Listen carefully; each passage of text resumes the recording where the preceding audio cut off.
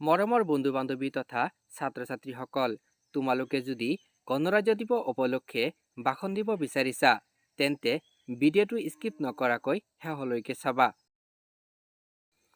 আদৰণীয় অধ্যক্ষ মহোদয়, সন্মানীয় অতিথিবৃন্দ, সন্মানীয় শিক্ষক শিক্ষয়িত্ৰীসকল, মোৰ মৰমৰ বন্ধু বান্ধৱীসকল আৰু উপস্থিত সকলোকে মোৰ আন্তৰিক নমস্কাৰ।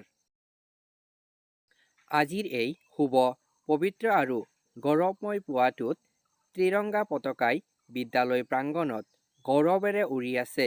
ৰাষ্ট্ৰীয় সংগীতৰ সুৰে আমাৰ হৃদয়ক দেশ প্ৰেমেৰে ভৰি তুলিছে। প্ৰতিটো ভাৰতীয়ৰ মনত এটা গভীৰ অনুভৱ জাগ্ৰত হৈছে, গণৰাজ্যৰ গৌৰৱ। আজি ২৬ জানুৱাৰী ভাৰতবৰ্ষৰ ইতিহাসৰ এক স্মৰণীয় দিন। ১৯৫০ চনৰ এই দিনটোতেই ভাৰতীয় সংবিধান সম্পূৰ্ণৰূপে কাৰ্যকৰী হৈছিল আৰু আমাৰ দেশখন এখন সাৰ্বভৌম সমাজবাদী ধৰ্মনিৰপেক্ষ গণৰাজ্য হিচাপে বিশ্বৰ সন্মুখত প্ৰতিষ্ঠা পাইছিল। এই দিনটো কেৱল উৎসৱৰ দিন নহয়,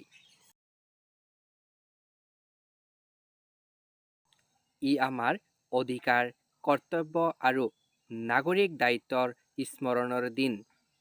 ডক্টৰ বি.আৰ. আম্বেদকাৰৰ নেতৃত্বত প্ৰণীত ভাৰতীয় সংবিধানে আমাক সমতা, স্বাধীনতা, ন্যায় আৰু ভাতৃত্ববোধৰ মূল্যবোধ শিকাইছে। এই মূল্যবোধেই হৈছে আমাৰ গণৰাজ্যৰ মূলেৰে বোৱা শক্তি।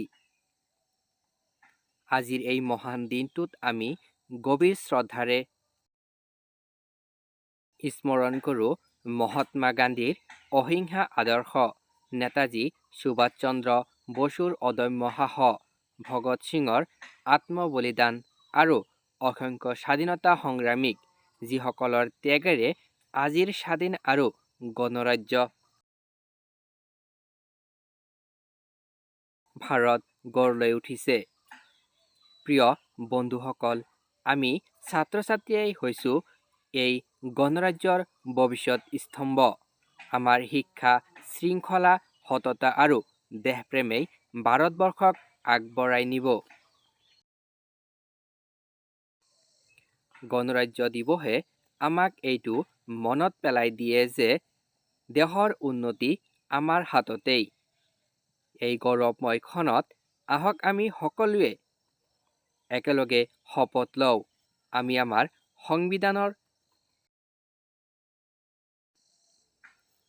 আদৰ্শ জীৱনত পালন কৰিম, দেশৰ একতা আৰু অখণ্ডতা ৰক্ষা কৰিম আৰু এখন শক্তিশালী, শান্তিপূৰ্ণ আৰু উন্নত গণৰাজ্য ভাৰত গঢ়ি তুলিম।